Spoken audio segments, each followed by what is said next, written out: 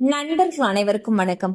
இன்னைக்கு நம்ம அந்த வீடியோல எஸ்பிஐ வங்கியில் கணக்கு உள்ளவர்களுக்கு மிக முக்கிய புதிய தகவல் வெளியாகி உள்ளது.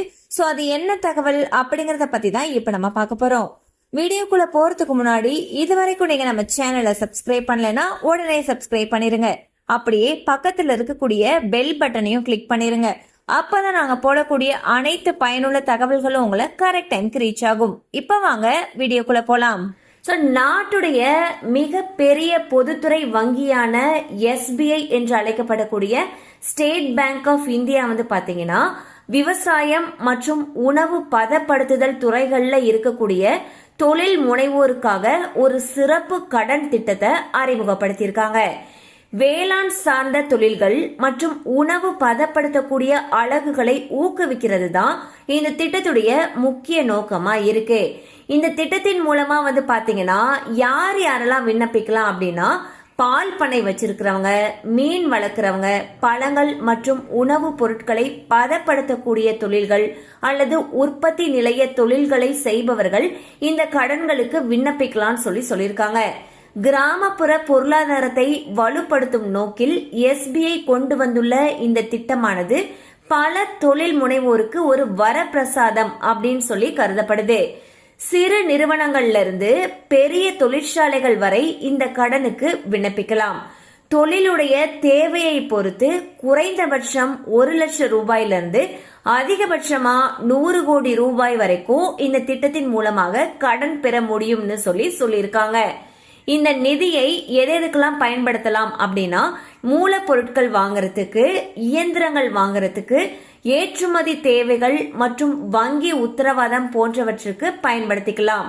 சந்தையில இருக்கக்கூடிய வட்டி விகிதங்களை விட இந்த திட்டத்துல மிக குறைவான வட்டியே இருக்கிறனால கடன் வழங்கப்படக்கூடிய ப்ராசஸிங் ஃபீஸ் கட்டணத்திலிருந்தும் 75% வரைக்கும் தள்ளுபடி அறிவிக்கப்பட்டிருக்கிறதாக எஸ்பிஐ அறிவிச்சிருக்காங்க. கடனை திருப்பி செலுத்துறதுலயும் எஸ்பிஐ ஒரு சலுகையை வழங்கியிருக்காங்க. அதுதான் இன்னொரு பெரிய ஹைலைட். அதாவது தொழில் தொடங்கி லாபம் ஈட்ட கால அவகாசம் அளிக்கும் வகையில் முதல் 2 ஆண்டுகளுக்கு அசல் தொகையை திருப்பி செலுத்த வேண்டியதில்லைன்னு சொல்லியிருக்காங்க. அதே நேரம் கடனை திருப்பி செலுத்துறதுக்கு மொத்தம் 10 ஆண்டுகள் வரை கால அவகாசமும் கொடுக்கறாங்க. இந்த கடனுடைய மற்றொரு நன்மை என்ன அப்படின்னு பாத்தீங்கன்னா இது அரசு திட்டங்களுடன் இணைக்கப்பட்டிருக்கு. மத்திய மற்றும் மாநில அரசு திட்டங்களின் கீழ் கிடைக்கக்கூடிய மூலதன மானியம் அல்லது வட்டி மானியத்தின் பலன்களை இந்த கடனுடனும் சேர்த்து பெறலாம்னு சொல்லியிருக்காங்க.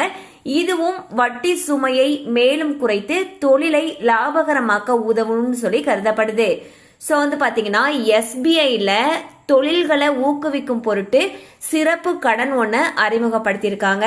இந்த கடன் திட்டத்தின் மூலமாக 1 லட்சம் ரூபாயிலிருந்து 100 கோடி ரூபாய் வரைக்கும் கடன் பெறலாம்னு சொல்லியிருக்காங்க.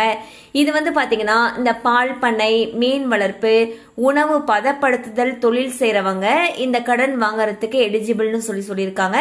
இதுல இன்னொரு பெரிய ஹைலைட் என்னன்னு பாத்தீங்கன்னா கடன் வாங்கிட்டு முதல் 2 ஆண்டுகளுக்கு அசல் தொகையை திருப்பி செலுத்த வேண்டியதில்லைன்னு சொல்லியிருக்காங்க.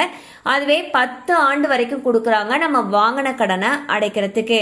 சோ இதுல நீங்க பார்ட்டிசிபேட் பண்ணோம், நீங்க லோன் வாங்கணும்னு நினைச்சீங்கன்னா உங்களுக்கு அருகில் இருக்கக்கூடிய எஸ்பிஐ வங்கி கிளையை அணுகி இது சம்பந்தமான மேலும் விவரங்களை விரிவாக கேட்டு தெரிந்து கொள்ளலாம். கண்டிப்பா அந்த அப்டேட் உங்களுக்கு பயனுள்ளதா இருந்திருக்கும் நம்புறோம். மேலும் இது போல அப்டேட்ஸ் உங்களை உடனே ரீச் ஆகணும்னு நினைச்சீங்கன்னா நம்ம சேனலோட தொடர்ந்து இணைந்திருங்கள்.